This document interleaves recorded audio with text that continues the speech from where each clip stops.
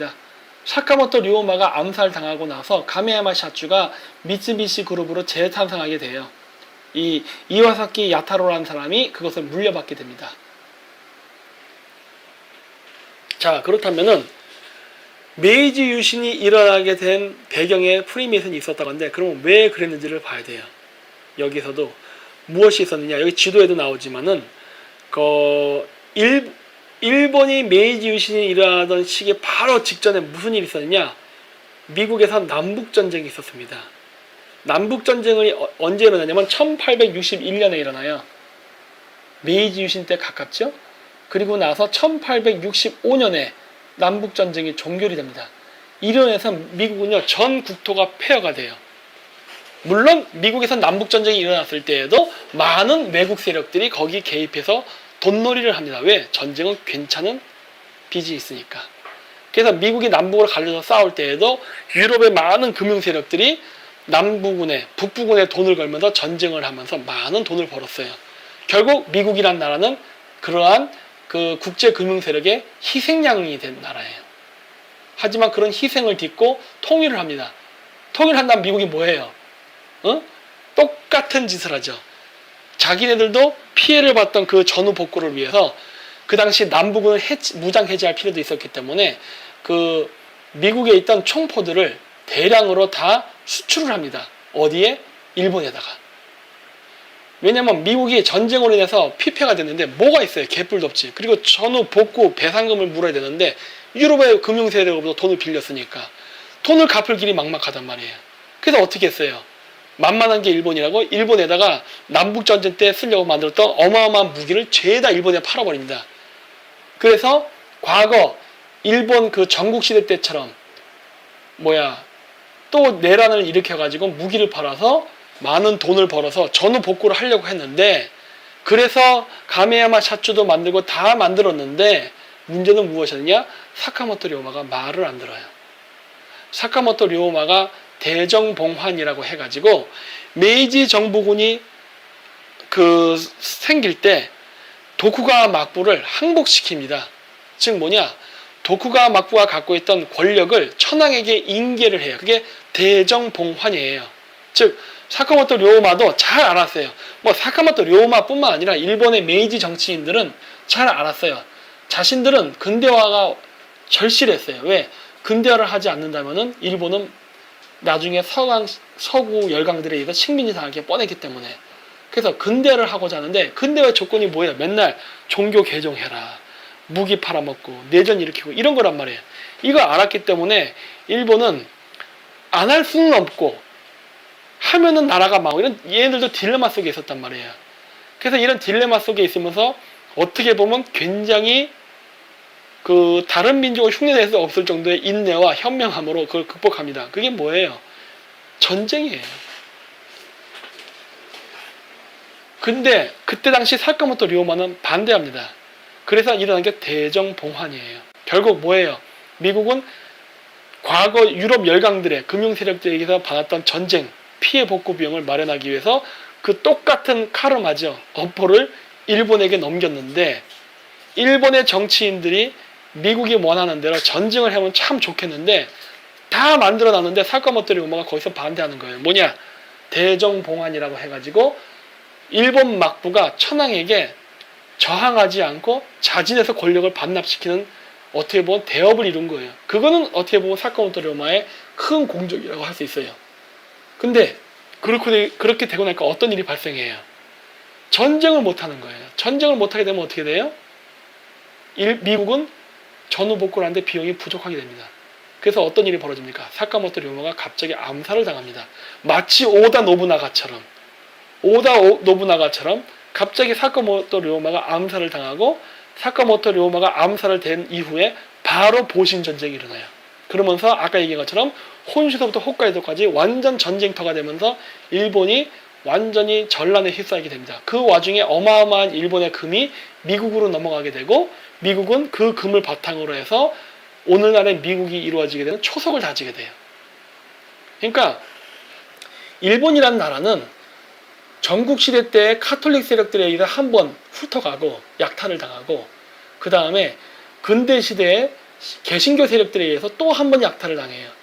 그 약탈당한 돈이 영국과 미국의 열강이 힘을 갖게 돼요. 오늘날 G7을 만들어지게 되는 초석을 만든다고요. 어마어마한 거죠. 그래서 내가 얘기해요. 일본은 서구 열강 세력을 비난할 자격이 있다라고 전 봐요. 왜? 어마어마한 약탈을 당했으니까. 하지만 일본은 지금도 조용합니다. 근데 오히려 서구 열강 세력이 약탈을 당해보지 않은 오히려 일본을 죽이기 위해서 서구 열강으로부터 혜택을 받던 한국은 그렇게 불만이 많아요. 참나 이해가 안 돼요.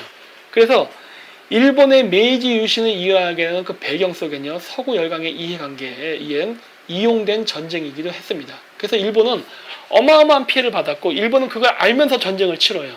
하지만 아까도 얘기했죠? 하코다테 전쟁 이후에 메이지 정부 사람들은요, 막부 사람들을 중용합니다. 왜? 이 사람들은 매우 중요하고 우리의 조국 근대에 필요한 인재들이라서 다 흡수해버립니다. 그래갖고 그 사람들을 중요하게 쓴단 말이에요. 오히려 메이지 혁명 때 사람들보다 에도의 그 충신들을 더 중용합니다. 왜? 아는 게 많았으니까. 우리나라 문정권이랑 정반대죠. 그래서 이 메이지 유신 혁명이 일어나는 배경에는 바로 이러한 경제적 이익뿐만 아니라 또 여러 가지 그레이트 게임, 식민지 약탈 전쟁도 포함되어 있었어요. 당시에 메이지 정부가 근대화를 성공시킬 수 있었던 데에는 여러 가지 요인들이 있어요. 그 중에 하나는 첫 번째 인내입니다. 제가 제일 높이 사는 거예요. 인내. 서구 열강의 불평등 조약, 침략을 알면서도 참았어요. 왜? 걔네들이 갖고 있는 총포, 근대화 기술을 배우기 위해서. 인내. 그 다음 두 번째 요인이 무엇이었느냐? 막부의 엘리트층들을 흡수했다는 겁니다. 오랜 경험을 통해서 얻었던 그 막부의 그러한 노하우와 지식을 그대로 받아들여 갖고 근대화에 써먹어요. 그게 두 번째 요인이었고, 세 번째가 뭐였느냐? 바로 영국과 러시아의 그레이트 게임입니다. 이게 국제 환경이에요. 영국과 미국이 그 일본 열도에 와서 메이지 혁명을 일으키고 온갖 전쟁을 일으켜서 막대한 이익을 취하긴 했지만 일본을 식민지화하는 데는 실패합니다. 왜 그러느냐? 미국은 에스파니아 전쟁, 그러니까 미국 멕시코 전쟁이라 그러죠. 그래서 캘리포니아, 워싱턴주 등등 그 미국이 접하지 않던 태평양 지역을 마저 장악하기 위해서 아메리칸과 인디안과의 전쟁을 했었고, 스페인, 멕시코와도 전쟁을 하는 상황이었기 때문에 태평양 진출을 원활하게 할 수 있는 상황이 아니었어요. 아직 서부 개척이 완료되지 않은 상황이었고, 영국 같은 경우는 식민지 쟁탈전을 하면서 계속 영토를 확장하다 보니까 너무 많은 영토를 확장해하고 일본까지 직접 통치를 할 수 있는 능력이 안 됐습니다. 그러다 보니까 영국의 입장에서는 일본을 키울 필요가 있었어요. 물론 일본을 전쟁을 일으켜서 돈을 버는 그러한 장난을 치긴 쳤지만 일본 근대화를 적극 지원하지 않을 수 없는 상황에 놓이게 돼요. 그리고 그것을 바로 일본 메이지 정부가 적극적으로 로비를 하죠. 그랬기 때문에 홋카이도가 일본 땅이 되는데 국제사회에서 인정을 받을 수 있었던 것이고, 오키나와도 점령하고 조선도 점령하고 만주국까지 점령하게 된 거예요. 바로 외교의 힘이에요. 이거를 제가 왜 자꾸 벤치마킹을 하느냐? 이게 앞으로 우리나라가 걸어가야 될 길이기 때문입니다.